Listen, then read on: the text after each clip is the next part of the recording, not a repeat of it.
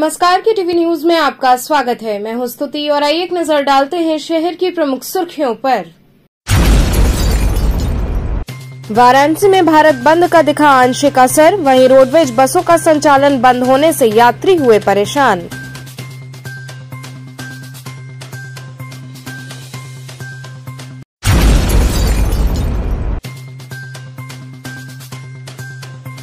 नखीघाट क्षेत्र में पुराने मकान की मरम्मत के दौरान गिरा छज्जा, 4 लोग हुए घायल।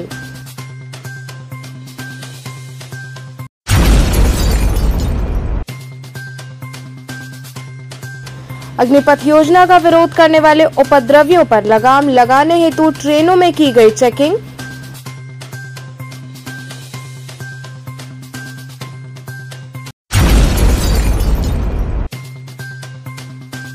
और बाल रंग मंडल की बाल नाटक कार्यशाला के समापन पर बाल कलाकारों ने नाटक का किया मंचन। और अब खबरें विस्तार से। वाराणसी में भारत बंद का आंशिक असर देखने को मिला, वहीं रोडवेज बसों का संचालन बंद होने से यात्री परेशान दिखे। वाराणसी में भारत बंद का आंशिक असर देखने को मिला। वाराणसी में बाजारों की रौनक पर भारत बंद का आंशिक असर दिखा। कोई अनहोनी न हो जाए इसके डर से लोगों में कुछ भय का माहौल भी दिखाई पड़ा। वहीं दूसरी तरफ जिला प्रशासन पूरी तरह मुस्तैद रहा। रैपिड एक्शन फोर्स के साथ ही पीएससी के जवानों व जिला प्रशासन ने लगातार फ्लैग मार्च कर क्षेत्र में अमन शांति को कायम रखने की अपील की। रोडवेज के बस स्टैंड सहित रेलवे स्टेशन पर सुरक्षा व्यवस्था के व्यापक इंतजाम दिखाई पड़े। वहीं रोडवेज परिसर में लगभग 2 बजे तक पूरी तरह बसों के संचालन के ठप होने व दुकानों के बंद होने से यात्रियों को काफी परेशानियों का सामना करना पड़ा। रोडवेज के क्षेत्रीय प्रबंधक ने कहा कि जल्द ही प्रशासन के द्वारा दिशा निर्देश मिलने के बाद बसों का संचालन शुरू किया जाएगा। वहीं इस बात से यात्रियों ने संचालन के ठप होने व व्यवस्था को लेकर रोडवेज प्रशासन को कोसा।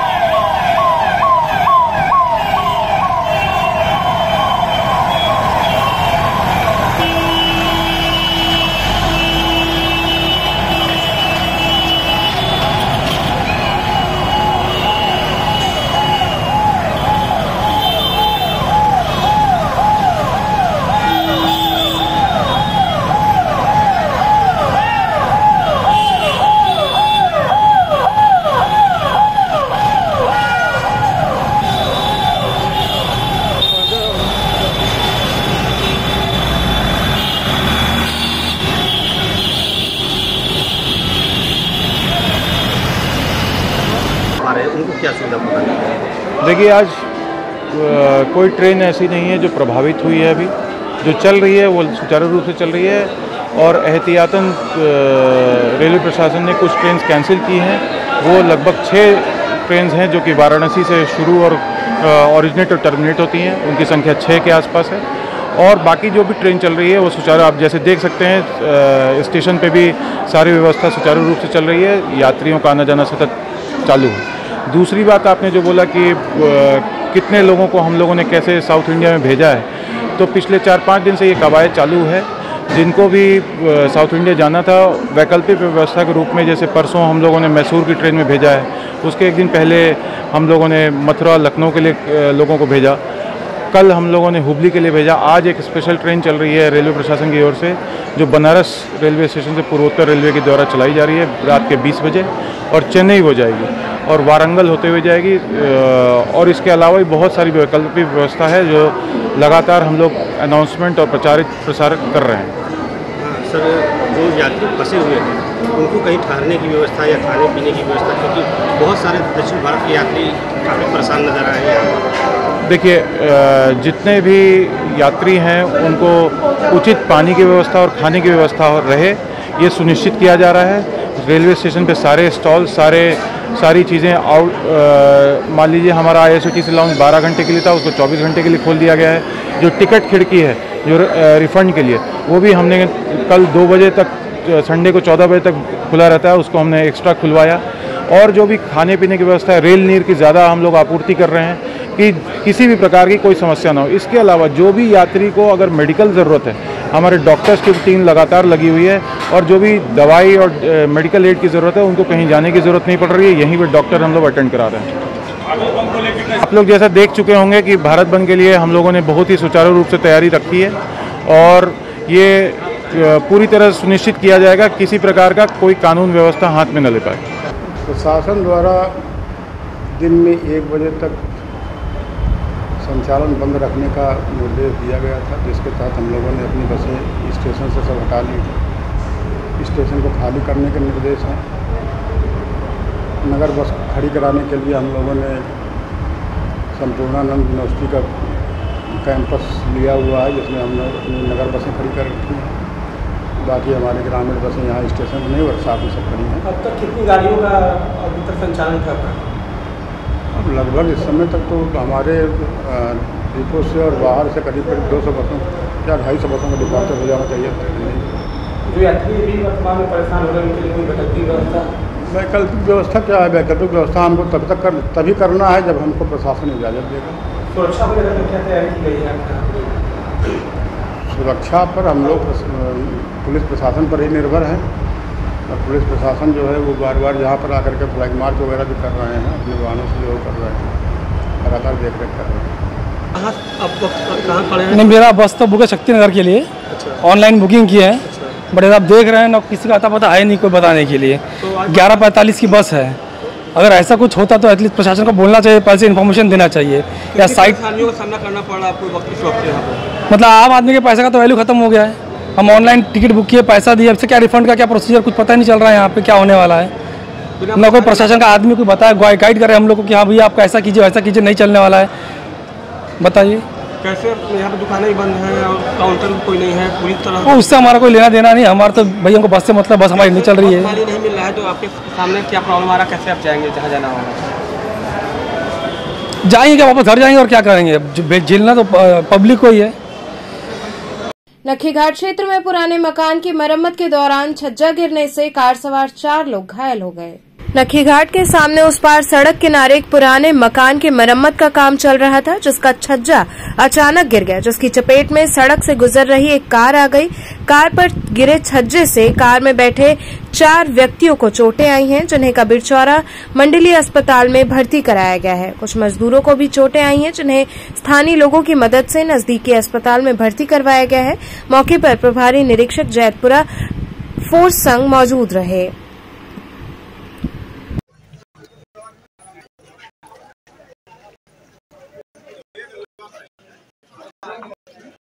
क्या घटना हुई है? जी मैम, बाइक से जा रहा था, मकान ऊपर से गिर गया है।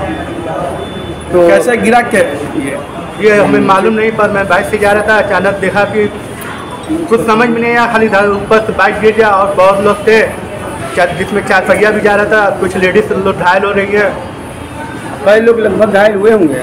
ये तो हमें नहीं जानकारी है सर। तभी एक 4 पहिया और 2 पहिया मकान के क्षतिग्रस्त आने की संभावना है सर। मतलब 4-5 लोग घायल हुए हैं। हाँ सर। कहाँ की घटना है ये? लखीघाट। अग्निपथ योजना का विरोध करने वाले उपद्रवियों पर लगाम लगाने हेतु ट्रेनों में चेकिंग की गई। वाराणसी में अग्निपथ योजना के विरोध करने वाले उपद्रवियों पर लगाम लगाने के लिए DCP Kashi zone RS Gautam व एसीपी कोतवाली त्रिलोचन त्रिपाठी के नेतृत्व में काशी रेलवे स्टेशन पर ट्रेनों की चेकिंग की गई। साथ ही संदिग्ध दिख रहे व्यक्तियों की तलाशी ली गई। डीसीपी काशी जोन ने बताया कि उपद्रवियों द्वारा किसी भी प्रकार की अराजकता न फैलाई जाए, इसके लिए ट्रेनों में चेकिंग की गई है। इसके साथ ही सभी बसों में भी चेकिंग अभियान चलाया गया है और संदिग्धों पर पैनी नजर रखी जा रही है। अग्निपथ जो योजना है उसमें कुछ अराजक तत्व कि कहीं कोई किसी प्रकार का जो है माहौल खराब न करें, किसी प्रकार की कोई अराजकता न फैलाएं, इस संबंध में रेलवे स्टेशन, बस स्टेशन और जो भीड़ भाड़ वाले एरिया हैं इन सभी की चेकिंग कराई जा रही है। इसमें भी काशी रेलवे स्टेशन में भी गाड़ियों की चेकिंग कराई गई और साथ ही साथ बस स्टेशन के आसपास व बस स्टेशन में भी चेकिंग कराई गई। और इसमें जो आपराधिक तत्व हैं या जब कतरे हैं, गिराकट होते हैं या उठाईगिरी का कार्य कर लेते हैं तो उनकी भी इसमें चेकिंग कराई जा रही है। सर अभी तक कितने ट्रेनों की चेकिंग हुई है? अभी तक 4 ट्रेन की चेकिंग कराई गई है। इसके अतिरिक्त बस स्टेशन में जितनी भी बसें थीं लगभग सभी की एक बार जो है चेकिंग कराई गई और ये चेकिंग अनवरत चलती रहेगी। अभी वाराणसी में किस तरह की सुरक्षा व्यवस्था मुस्तैद है, जो कि ये अग्निपथ योजना को लेकर किस तरह से अराजक तत्व रोड पे निकल रहे हैं और सरकारी संपत्ति को नुकसान पहुंचा रहे हैं, तो अभी सुरक्षा व्यवस्था वाराणसी में किस तरह की है काफी दिन में? ये सभी लोगों को योजना के बारे में समझाया भी जा रहा है, बताया भी जा रहा है, जिससे कि कोई बहक करके भटक करके और जो है किसी भी प्रकार की कोई जो है अवैधानिक कृत्य न कर बैठे। और विशेष रूप से जो टीनेजर्स के बच्चे हैं उनको समझाया भी जा रहा है और जितने भी स्थल हो सकते हैं, रेलवे स्टेशन, बस स्टेशन या भीड़ भाड़ वाले एरिया हैं, और उन सभी स्थलों पर ड्यूटियां भी लगाई गई हैं और रेगुलर चेकिंग की जा रही है। बाल रंग मंडल की बाल नाट्य कार्यशाला के समापन पर बाल कलाकारों द्वारा नाटक का मंचन किया गया। बाल रंगमंडल की बाल नाट्य कार्यशाला के समापन अवसर पर नागरी नाटक मंडली में बाल यूनियन की भूख हड़ताल और पसीना पसीना नामक नाटक का बाल कलाकारों द्वारा मंचन किया गया।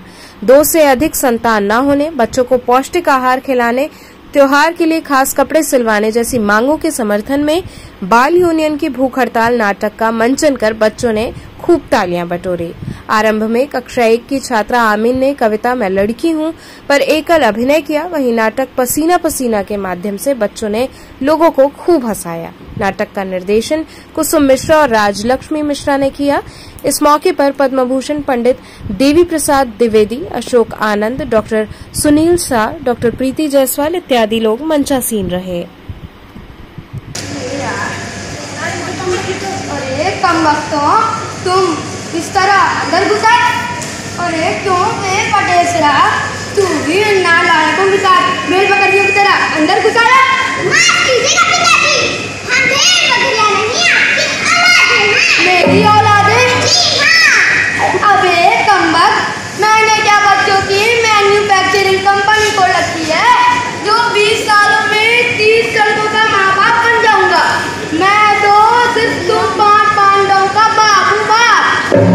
बंद कीजिए हम बच्चों को मुर्गियों की तरह पैदा करना। आप लोग हम बच्चों को पैदा तो कर देते हैं, लेकिन हमारी रोजमर्रा की जरूरतें तब नहीं पूरी करते। यहाँ रुकेंगे एक छोटे से ब्रेक के लिए, आप बने रहिए केटीवी के साथ।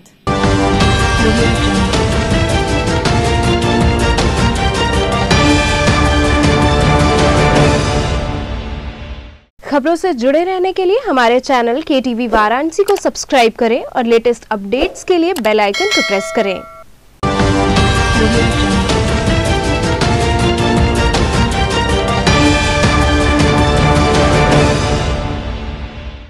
ब्रेक के बाद आपका स्वागत है। ईडी जांच के विरोध में कांग्रेस जनों ने सत्याग्रह के माध्यम से धरना दिया।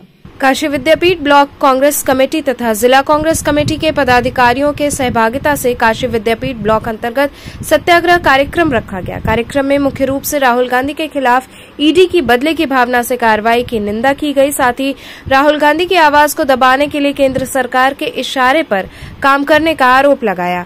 कार्यकर्ताओं ने कहा कि राहुल गांधी गरीबों, मजदूरों, बुनकरों, बेरोजगारों, महंगाई के खिलाफ आवाज बुलंद करते हैं। ये सरकार उनकी आवाज को दबाना चाह रही है।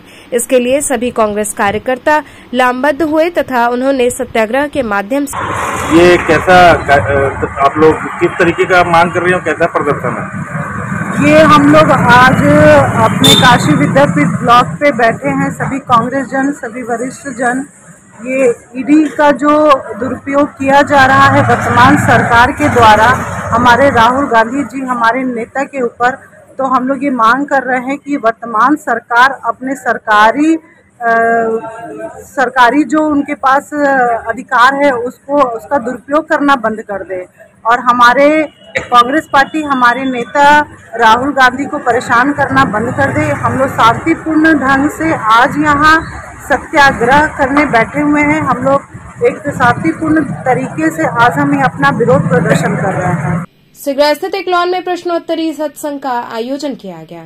सिगरा स्थित एक लॉन में प्रश्नोत्तरी सत्संग का आयोजन किया गया, जिसमें भक्तों को ज्ञान संबंधित बातों को कथा के माध्यम से वाचक सल्पेश भाई ब्रह्मचारी द्वारा पेश किया गया। कार्यक्रम के आयोजक दादा भगवान फाउंडेशन अहमदाबाद रहे। इस कथा को सुनने व जानकारी लेने शहर के विभिन्न स्थानों से लोग पहुंचे। कार्यक्रम संबंधित जानकारी देते हुए पीयूष भाई ब्रह्मचारी ने बताया कि आज वाराणसी में 1 दिवसीय प्रश्नोत्तरी सत्संग किया जा रहा है। भक्ति व विश्वास की जागरूकता के लिए यह आयोजन किया गया है। इस अवसर पर बड़ी संख्या में भक्त व आयोजक उपस्थित रहे। आज किस तरह का ये प्रवचन चल रहा है, क्या संदेश दे रहे हैं? ये जो ज्ञान लिए हुए महात्मा जो रहते हैं, ज्ञान यानी क्या है कि आत्मा का ज्ञान है। जो दादा भगवान के पास था उन्होंने पूज्य दीपक भाई को दिया और अभी पूज्य दीपक भाई सबको ज्ञान दे रहे हैं। वो आत्मा का ज्ञान है और जो आत्मा का ज्ञान लिए हुए जो महात्मा है, जो फॉलोअर्स है, उनके लिए सत्संग का प्रवचन रखा हुआ है। तो इस प्रवचन को मतलब कितने दिन का ये चलेगा आपका कार्यक्रम? ये आज एक ही दिन के लिए है। यहाँ पे वाराणसी में 4 दिन रुकने वाले हैं, लेकिन अलग अलग जगह पे जाएंगे। कल जौनपुर में जा रहे हैं, वहाँ पे ऐसे छोटा सा प्रोग्राम रहेगा 2 घंटे का। वैसे आज वाराणसी में यहाँ पे आज के दिन के लिए। तो क्या बताया जाता है इस प्रवचन में लोगों को? ये प्रवचन में जो ज्ञान लिए हुए महात्मा है उनको आगे की समझ देते हैं कि आत्मा में आपको आत्मा का ज्ञान मिला है, अभी आत्मा के ज्ञान में कैसे रहना है और अपना संसार व्यवहार है वो कैसे पूरा करना है, उसके लिए ज्ञान दिया जाता है। मारवाड़ी युवा मंच वाराणसी शाखा के दायित्व ग्रहण समारोह का आयोजन हुआ। मारवाड़ी युवा मंच वाराणसी शाखा का सत्र 2022 से 24 के लिए सभी पदाधिकारियों का 33वां दायित्व ग्रहण समारोह लक्सा स्थित मारवाड़ी युवक संघ भवन में संपन्न हुआ। समारोह में मुख्य अतिथि बैजनाथ भालोटिया, विशिष्ट अतिथि श्याम मंदिर के संस्थापक जयप्रकाश उपस्थित रहे। कार्यक्रम का शुभारंभ दीप प्रज्वलित कर किया गया। इस दौरान अखिल भारतीय मारवाड़ी युवा मंच प्रांतीय अध्यक्ष अनुराग चांदवासिया ने नवनिर्वाचित अध्यक्ष उमेश जोगाई को अध्यक्ष पद की शपथ दिलाई। साथ ही अध्यक्ष ने अपने सहयोगी पदाधिकारी सचिव आलोक बोहरा, कोषाध्यक्ष अशोक कनौडिया आदि कार्यकारिणी सदस्यों को शपथ पत्र के साथ दायित्व ग्रहण कराया। इस अवसर पर बड़ी संख्या में सदस्य शामिल रहे। ये से आग्रह करूंगा कृपा उनको कुछ दे। और पंकज जी जयपुर लखनऊ दिशा से संयुक्त मंत्री दीपक जैन जी ने इसी का सत्र 2022-23 के लिए सचिव चुना गया हूँ। मारवाड़ी युवा मंच की भारतवर्ष में कुल 800 से ज़्यादा शाखाएं हैं और 10,000 लोग इनसे जुड़े हुए हैं। विदेश में भी 4 देशों में इनकी संस्थाएं हैं और हमारी संस्था का मूल उद्देश्य सामाजिक सुधार, सामाजिक सेवा करना है। सन 1990 से ये संस्था काम कर रही है और हर समाज के हर तबके के लोगों को हम कैसे सेवा भाव दे सकें, कैसे उनकी दुख तकलीफ को दूर कर सकें, यही हमारा मेन उद्देश्य है। हमारी संस्था के जो राष्ट्रीय कार्य हैं, एम्बुलेंस हमारी संस्था प्रोवाइड कराती है, निःशुल्क रक्तदान शिविर हम लोग लगाते हैं जिससे हम लोग ज़रूरतमंद लोगों को रक्तदान कराते हैं। पर्यावरण दिवस है, हम लोग मुफ्त मोतियाबिंद का हमारी संस्था ऑपरेशन कराती है। हम लोग कृत्रिम प्रत्यारोपण भी कराते हैं, जिनका अंग वगैरह कोई टूटा हुआ है नहीं है तो हम लोग हमारी संस्था उनको मुफ्त कृत्रिम अंग प्रत्यारोपण भी कराती है। साथ ही सदस्यों के मनोरंजन के लिए साल में हम लोग पारिवारिक मिलन और भी काफ़ी चीज़ें करते हैं। बनारस के लिए हम लोग निर्जला एकादशी, गंगा दशहरा, जितने भी ये व्रत होते हैं, सामाजिक कार्यक्रम होते हैं, किसी भी समाज के किसी भी संस्था के लिए सब में हम लोग आगे बढ़ चढ़ कर हिस्सा लेते हैं और सारी सेवाएं निःशुल्क है। हमारा उद्देश्य ही निःशुल्क सेवा करना है और समाज के हर तबके के लोगों को अपने सामर्थ्य के हिसाब से उनको सामाजिक लाभ पहुँचाना है। आज हमारी संस्था का हर साल चुनाव होता है। सत्र 2021-22 का कार्यकाल खत्म हो चुका है। सत्र 2022-23 का ये पद ग्रहण समारोह है। हम लोग चुनाव से संस्था के अधिकारी चुने गए हैं। 1 वर्ष तक के लिए हम लोग को ये दायित्व मिला है। इसमें हम अपनी क्षमता से बेहतर जो है काम करेंगे। हमारे प्रांतीय अध्यक्ष श्री अनुराग जी चांदवासिया जी आए हैं, जिन्होंने हम लोग को दायित्व ग्रहण कराया है। मारवाड़ी समाज और मारवाड़ी युवक संघ के जितने भी गणमान्य व्यक्ति हैं, समाज के जितने गणमान्य व्यक्ति हैं, उनके प्रेजेंस में हम लोगों ने ये शपथ ली है कि हम अपनी क्षमता और सेवा भाव से हम एक नया कीर्तिमान स्थापित करेंगे और जो काम हम कोविड के कारण संस्था की गतिविधियां थोड़ी कम हो गई थी उसको एक अग्निपथ योजना के संबंध में फैली भ्रांतियों को दूर करने हेतु चोलापुर थाने में बैठक की गई। चोलापुर थाने में सरकार द्वारा लाई गई अग्निपथ योजना के संबंध में फैली भ्रांतियों को दूर करने हेतु थाना चोलापुर परिसर में तहसीलदार तथा प्रभारी निरीक्षक चोलापुर राजीव कुमार सिंह के द्वारा थाना क्षेत्र के समस्त ग्राम प्रधानों, क्षेत्र पंचायत सदस्य व कोचिंग संस्थानों व संभ्रांत व्यक्तियों की उपस्थिति में बैठक कर उन्हें जागरूक किया गया, जिससे वो अपने क्षेत्र में जाकर नौजवानों को अग्निपथ योजना के बारे में जागरूक करें। जमीन विवाद के संदर्भ में राजेंद्र कुमार सिंह पत्रकारों से रूबरू हुए। पत्रकारों से मुखातिब होते हुए राजेंद्र कुमार सिंह ने बताया कि उनकी जमीन मलदैया पर है, जिसे भूमाफियाओं द्वारा जबरदस्ती कब्जा कर उस पर निर्माण कराया जा रहा है, जबकि मामला कोर्ट में चल रहा है। उन्होंने शासन प्रशासन से न्याय की गुहार लगाई। मैं शशांक शेखर बसु का मुख्तारियाम। राजेश जी, क्या मामला है पूरा? मामला ये है सर कि हमारी जमीन है ये मलदहिया पे विकास मेहरा द्वारा ये लीगल ढंग से कब्जा किया जा रहा है। न उनके पास कोई उस जमीन का कोई एविडेंस नहीं। ये है कौन विकास जी जिसकी आप बात कर रहे हैं? जिसकी आप बात कर रहे हैं कौन विकास जी? विकास मेहरा है एक, हाँ वहाँ कब्जा कर रहे हैं, जो किए हैं जमीन पर कब्जाओ, हाँ उनका नाम है विकास मेहरा। तो इसकी शिकायत कहाँ की है आप? हमने शिकायत ऐसा कोई अधिकारी नहीं, उच्च अधिकारी है जिनके यहाँ नहीं किया, और सब एप्लीकेशन मेरा थाने पर आया, थाने से कोई सुनवाई नहीं हुई। सिगरा थाने क्या चाहते हैं आप? हम न्याय चाहते हैं कि हमको जल्द से जल्द उस कार्य को रुकवाया जाए और दोनों लोगों को बुलाकर जिसका एविडेंस हो उसको परमिशन दिया जाए, भाई तुम जाकर अपना मकान बनाओ। तो क्या आपका साथ नहीं दे रहा है पुलिस? या नहीं, पुलिस हमारी साथ नहीं दे रही। कोर्ट में मामला चल रहा है? कोर्ट में मामला हमको ऑलरेडी स्टे मिला हुआ है, उसका अवहेलना हो रहा है कोर्ट की। तो अभी आप मुख्यमंत्री और प्रधानमंत्री की बात भी कर रहे थे, क्या कहीं कागज आप लगाए हैं क्या? हाँ, कागज तो हम दिए थे। कब भेजे हैं? क्या मामला हो गया? करीब 2 सप्ताह। तो क्या पर्सनली जाकर के आप मुख्यमंत्री से मिले?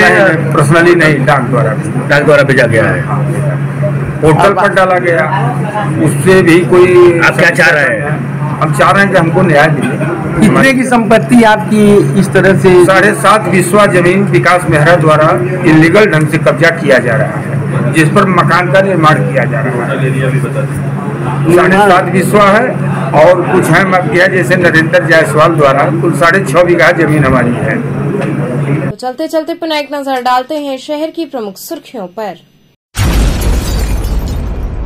वाराणसी में भारत बंद का दिखा आंशिक असर, वहीं रोडवेज बसों का संचालन बंद होने से यात्री हुए परेशान।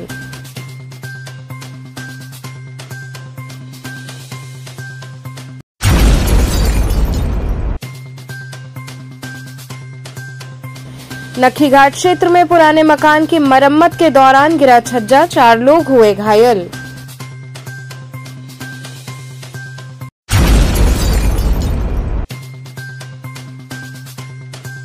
अग्निपथ योजना का विरोध करने वाले उपद्रवियों पर लगाम लगाने हेतु ट्रेनों में की गई चेकिंग।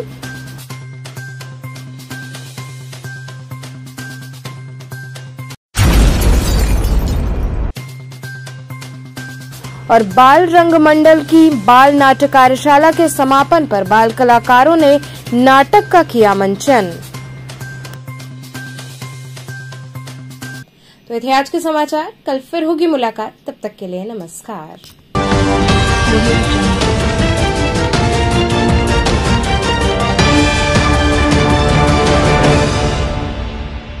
खबरों से जुड़े रहने के लिए हमारे चैनल KTV वाराणसी को सब्सक्राइब करें और लेटेस्ट अपडेट्स के लिए बेल आइकन को प्रेस करें।